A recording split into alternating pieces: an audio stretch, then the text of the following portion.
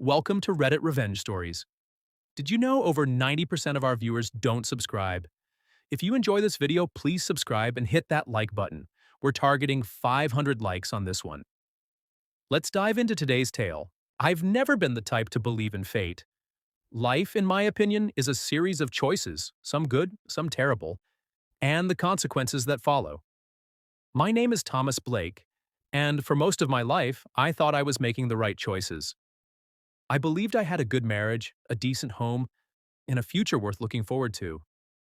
But I was wrong. I was so wrong it still stings to say it out loud. If you're hearing this, it's not for sympathy. It's a record, a warning maybe to never mistake loyalty for love, and to never let comfort blind you to the truth. I met Andrea when I was 26. We were introduced through a mutual friend at a birthday party, the kind where everyone drinks a little too much and talks a little too loudly. She had this quiet elegance, like someone who didn't need attention to command it. She laughed at my dry jokes, asked about my work without faking interest, and walked with a confidence that made it hard to look away. Within months, we were inseparable. I thought I'd found my person. We dated for 3 years before getting married. The ceremony was simple. Andrea wanted a small wedding, just close friends and family, and I didn't argue. That's how our relationship worked. She took the lead, and I followed. At the time, it felt natural. I was never the assertive type, and Andrea had a way of making decisions seem easy.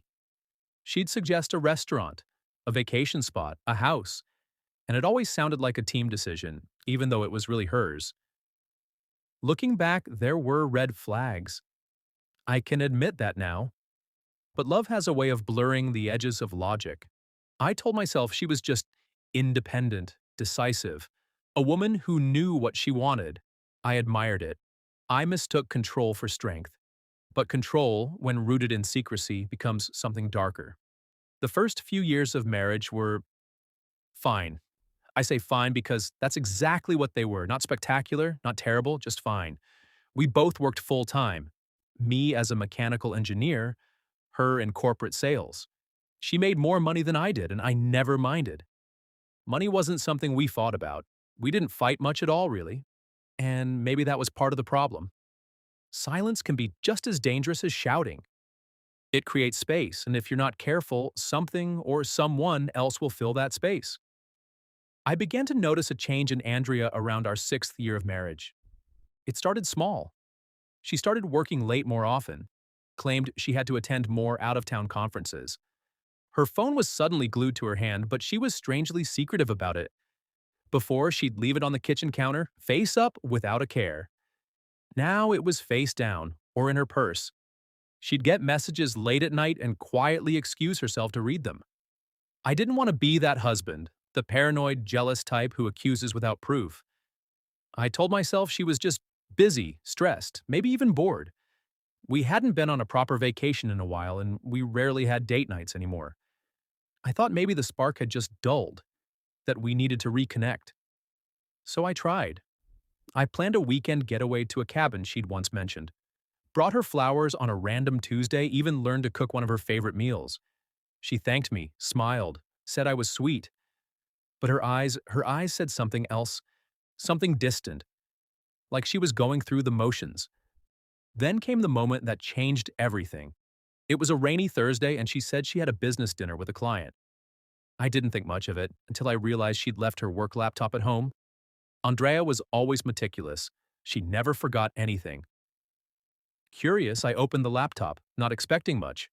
Just boredom and a nagging voice in my head pushing me. What I found wasn't a smoking gun, but it was enough. There were multiple calendar entries marked private, all in the evenings. A few emails from someone named D. Nothing overtly incriminating, but just vague enough to raise suspicion. I copied everything to a flash drive and tucked it away. I didn't confront her, not yet. I needed more. The next weekend, she said she was attending a marketing seminar in Denver. That's when I decided to follow her. I told her I had an emergency project at work and would be stuck at the office all weekend. She kissed me goodbye like everything was fine. Like she wasn't lying straight to my face. I booked a last-minute flight and followed her to Denver. I didn't tell a soul. I didn't even bring a bag, just my phone, wallet, and a rented car waiting at the airport. I stayed far enough behind not to be seen, but close enough to keep eyes on her. She checked into a hotel, but not alone. D was a real person, and he was waiting for her in the lobby. Tall, clean-cut, the kind of guy who smiles too much. They hugged like lovers, not the polite kind, the kind that lingers. I sat in that rental car for hours, numb, watching shadows move through the window of their hotel room. I don't know what I expected to feel, anger, maybe, or heartbreak, but I felt nothing, not at first, just cold. Like the part of me that loved her had quietly stepped out and closed the door behind it. The next morning, I flew home before she could, pretending everything was normal. But I wasn't done. Number that was just the beginning. I hired a private investigator. I told him I wanted everything: phone records, surveillance, names, dates, and he delivered. Turns out D was Daniel Mercer, one of her company's clients. Divorced, mid-40s, owned a chain of boutique gyms. They'd been meeting for at least 8 months. Not just hotels, dinners, trips, late-night visits. He even sent her gifts, one of which I'd seen on our nightstand and assumed was from a client. She'd lied without blinking. You'd think this would be the moment I blew up, confronted her, packed her bags, threw her out. But I didn't. I waited. I studied. I watched her, the way you'd study an opponent in chess. Because if she wanted to lie to me, if she wanted to tear apart our marriage for a fling, then she needed to learn that betrayal comes at a cost. And I wasn't going to let her walk away unscathed. I started documenting everything, every photo the investigator sent, every email, every receipt. I created a digital folder, encrypted and backed up in the cloud. I recorded our conversations when I suspected she was lying. I even bought a second phone, used it to take pictures of her with Daniel when she didn't know I was nearby. But I didn't just gather evidence. I started planning her downfall. Andrea had always cared about her reputation. She curated it carefully. On social media, we looked like the perfect couple. She posted anniversary photos, smiling brunch selfies, motivational quotes about loyalty and strength. Her friends adored her colleagues respected her, and her bosses saw her as dependable. She had built a world that depended on appearances. So I decided to take that world apart, brick by brick. It started with subtle things. I asked questions during dinner, questions she couldn't answer without contradicting herself. I'd casually mention Daniel just to see her flinch. She always had a story ready, but her eyes gave her away. She knew something was off, that I was onto her, but she couldn't be sure how much I knew. That uncertainty, it was delicious. Next, I started working late, or so I told her.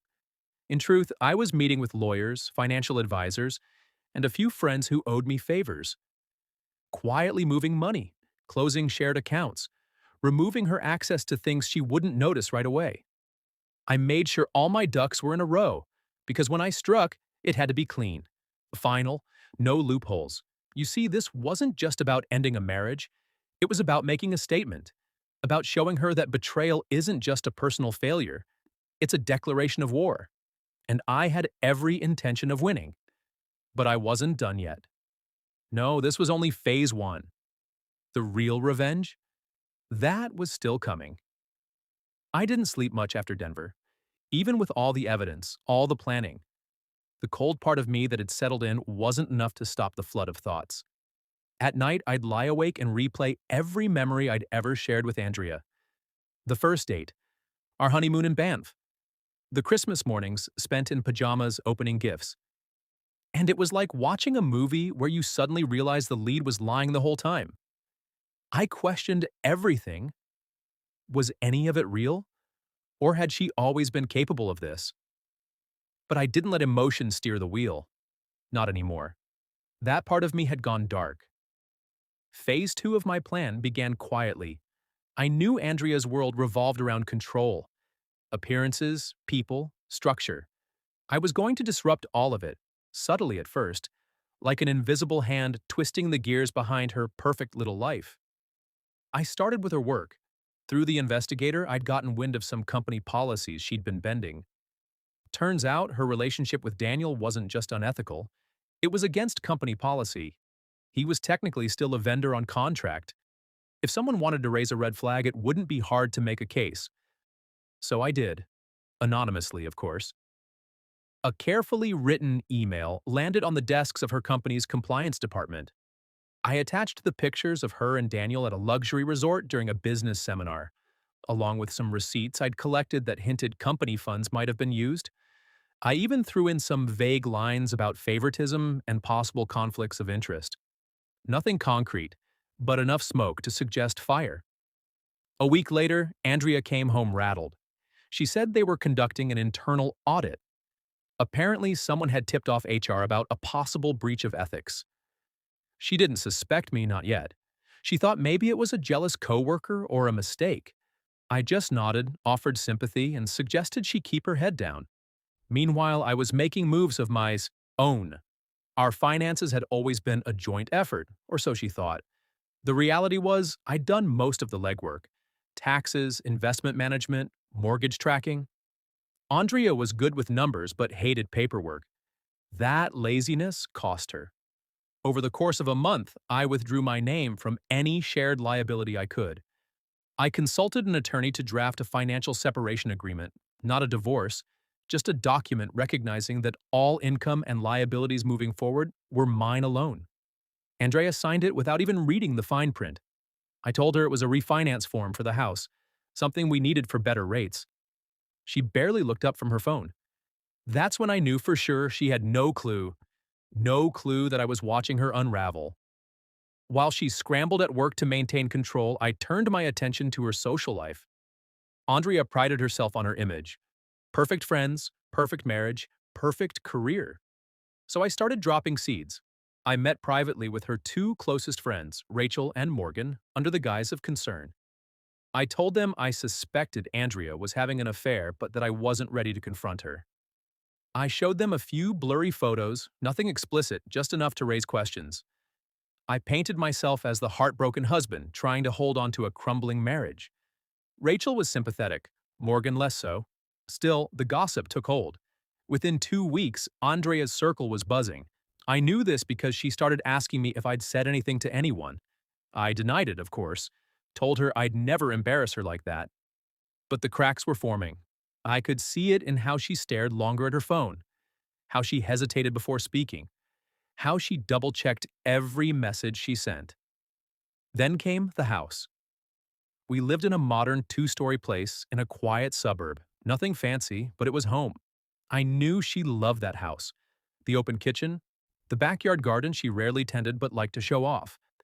So I targeted it next. Unbeknownst to her, I'd been slowly moving valuables into a storage unit. Photos, documents, family heirlooms. She didn't notice. Then, I filed paperwork to transfer the title into my name exclusively. Again, using a legal loophole she had unknowingly approved by signing the financial separation agreement. Once that was done, I put the house up for sale. When I told her, her face turned white. "You're selling the house," she said, voice shaking. "We need a fresh start," I said. "Someplace smaller. You're working late, I'm barely home. It makes sense." She didn't argue, at least not directly, but I could tell she felt the grip loosening.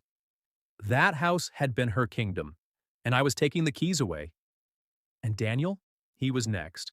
I hired another investigator, this time to dig into Daniel's business. The gym chain he ran looked solid on the surface, but a few whispers suggested he had some cash flow issues.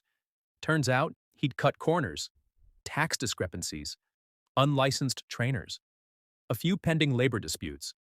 I sent that information anonymously to a local journalist who ran a column on business malpractice. 2 weeks later, Daniel's name was trending for all the wrong reasons. Andrea tried to play it off, said he was just a client, that it had nothing to do with her. But the timing was too perfect. Her coworkers noticed, her friends whispered, her company asked more questions, and still I stayed silent. The loyal husband, the man who brought her coffee in the morning and listened patiently at dinner, all while the walls closed in. But it wasn't until I confronted her with the truth that the facade finally crumbled. It was a Sunday morning, a quiet one. I made breakfast, her favorite Belgian waffles with strawberries, and set the table like it was any other weekend. She came down in sweatpants, hair tied up, phone in hand. Halfway through the meal, I placed a small black folder on the table. "What's this?" she asked. "Everything," I said. "Read it." Inside were photos, emails, call logs, financial transfers, and a short note I'd written in my own hand. "I know. I've always known. And now so does everyone else." She didn't say a word. Not at first. She just stared at the papers, flipping through them slowly, as if hoping the pages might change if she blinked hard enough. Then her hands started to shake. "I can explain," she began. "No," I interrupted. "You can't, and I don't want you to. This isn't a negotiation, Andrea. It's a reckoning." She tried to cry. She even reached for me as if the performance might still work, but there was no sympathy left in me, just calm detachment. The kind you develop when you've already grieved the death of something long before the funeral. "I'm filing for divorce," I told her. "But don't worry, I've already spoken to the lawyers. You won't lose everything, just most of it." "Thomas, please, you don't have to do this. We can fix it. We can—" "You had a choice," I said. "You made it. This is mine." I left her there, sitting at the kitchen table, surrounded by the ruins of her own betrayal. But it wasn't over. I still had one move left. One final twist. Because revenge isn't complete until the other person finally understands the cost. The house like a ghost. Her confident stride turned to a slow shuffle.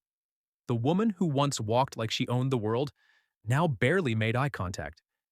She tried to carry on as if everything might return to normal, but she knew better.